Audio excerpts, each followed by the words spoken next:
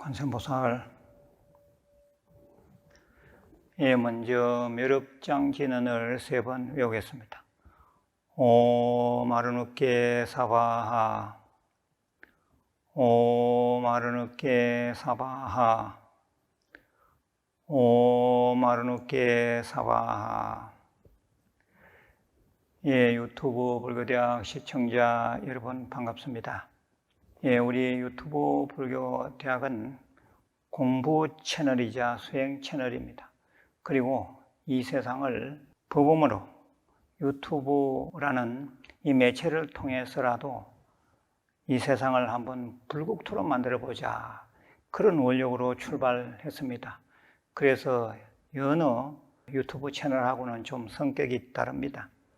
정말 의식 있고 정말 깨어있는 불자들이 들어오는 채널입니다. 그리고 또 열심히 하다 보면 분명히 엘리트 불자가 될 것입니다. 그런 자부심을 가지고 좀 열심히 활동해 주시면 감사하겠습니다. 그리고 또 더 깊이 있게 공부를 하실 분들은 멤버십 제도라는 것이 있으니까 이 제도를 활용하시기 바랍니다. 이 멤버십 제도에 들어오시면 한국불교대학에서 정규 과정에 이루어지는 기초불교 공부를 아주 차근차근 할 수가 있습니다. 오늘은 생활본문으로서 초연한 삶, 이놈의 세상 어떻게 살아야 하는가, 그런 주제를 가지고 말씀을 드리도록 하겠습니다. 질문입니다. 스님, 이 세상살이가 늘 굴곡이 많고 어렵습니다. 어떻게 사는 게 잘 사는 것인지요? 차라리 죽는 편이 낫겠다는 생각도 듭니다. 스님의 고견을 듣고 싶습니다. 그래서요. 먼저 지금의 미국 대통령인 바이든에 대해서 잠시 얘기를 해보겠습니다. 미국의 대통령이라면 인정하고 싶지 않은 사람도 있겠지만은 사실은 세계의 대통령이라고 봐야 합니다. 단순한 예로 미군이 나가서 주둔하고 있는 국가가 한국을 비롯 일본, 독일, 예멘, 영국, 콜롬비아, 아프가니스탄, 이라크, 이런 많은 나라들에 미군이 나가 있습니다. 경제적인 면만을 보더라도 국제통화기금 IMF에 따르면 미국의 국내 총생산은 세계 총생산의 23%를 차지한다, 그런 통계가 나와 있습니다. 여러 가지를 종합적으로 보았을 때 미국이 대단하다는 것을 인정하지 않을 수가 없습니다. 그 막강한 국가의 대통령 바이든이라는 사람의 현재 나이가 다 아시다시피 우리 나이로 80입니다. 나이 80에 대통령 직무를 수행하기가 아마 만만치 않을 것입니다. 대통령 선거 기간에는 치매 환자라는 소리까지 들어가며 견뎌냈습니다. 그런데 저는 바이든이 살아온 그 과거 이력을 쭉 보니 세상은 무던하게 살 수밖에 없는 것이구나 하는 것을 느꼈습니다. 바이든은 상원의원 당선 한 달 만인 1972년에 교통사고로 아내와 13개월 된 딸을 잃었습니다. 2015년, 얼마 안 됐죠. 2015년에는 끔찍히 아끼던 장남 보 바이든을 뇌암으로 먼저 보냈습니다. 그리고 또 헌트라는 아들은 마약과 알코올 중독자였습니다. 형수와의 불륜으로 많은 문제를 일으키기도 했습니다. 그런데 이 바이든은 그러한 불행한 가족사를 다 이겨냈습니다. 재혼의 과정도 있었습니다. 바이든의 그 어린 시절에는 말더듬증을 앓았습니다. 그 때문에 친구들로부터 놀림도 많이 당했다고 합니다. 바이든이 태어날 무렵에는 부모님이 사업 실패로 해서 너무 가난해서 외할머니 집에서 더부살이로 살았다고 할 정도입니다.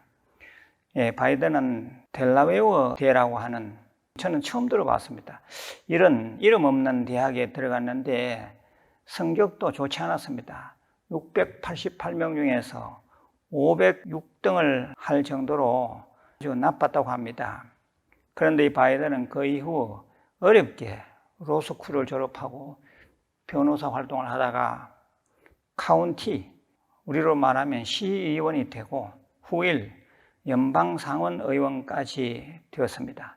그 이후 1년 만에 아내와 딸을 교통사고로 잃게 됩니다. 이번에 대통령이 되는데도 3번의 도전 끝에 얻은 영광이었습니다. 제가 이 바이든 얘기를 이렇게 해드리는 것은 인생은 불행이 마치 새끼줄 꼬듯이 되어 있는 것이니까 바이든처럼 그저 무던하게 앞만 보고 가라 하는 것입니다.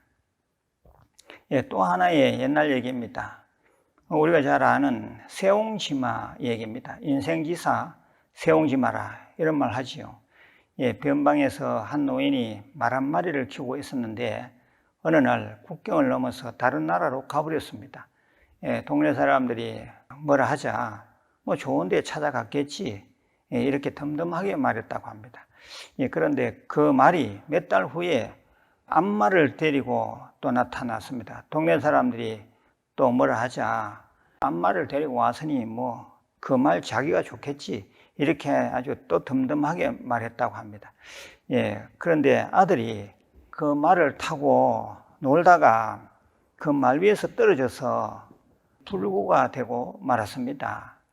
동네 사람들이 또 뭐라고 했습니다. 그러자 노인은 뭐 더 두고 보자고 덤덤하게 말했습니다. 그런데 후일 나라에 전쟁이 일어나서 아들 또래 젊은이들이 다 군에 가서 한 명도 빠짐없이 죽고 말았습니다.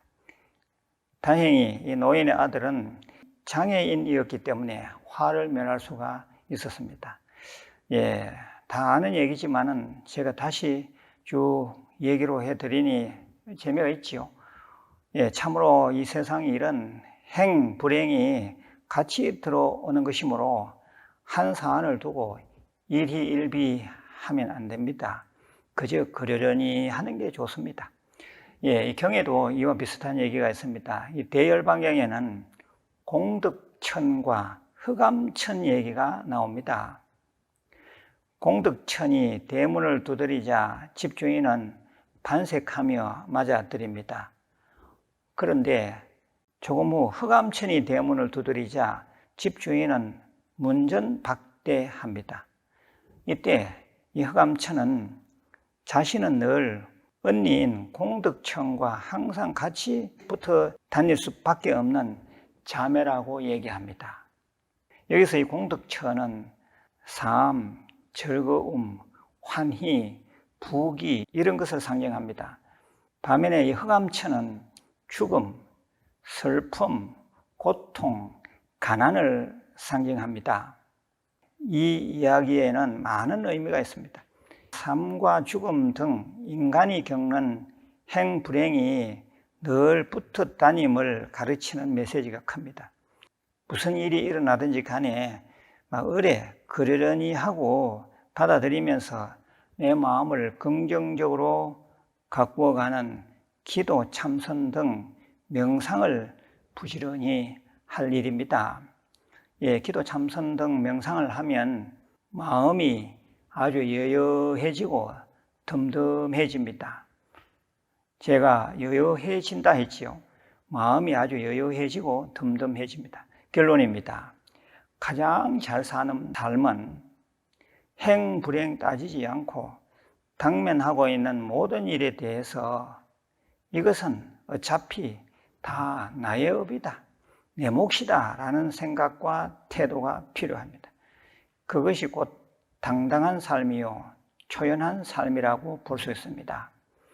그러한 내공을 갖기 위해서라도 반드시 불자라면 기도하고 참선해야 합니다. 제가 늘 말씀드리는 5대 수행이 있죠.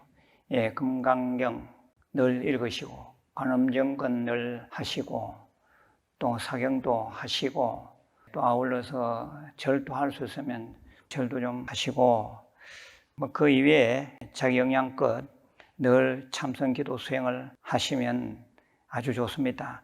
또 기도 참선 열심히 하다 보면 업장이 높게 되므로 불행의 에너지가 점점 사라지고 행운의 에너지가 점점 강해짐으로써 끝내는 모든 일이 원하는 대로 이루어집니다. 예, 기도 참선을 열심히 하면 반드시 성공적인 인생을 살 수 있습니다. 예, 늘 기도 정진, 참선 정진하는 불자들이 되시기를 바랍니다. 내일 다시 뵙겠습니다. 관세음보살.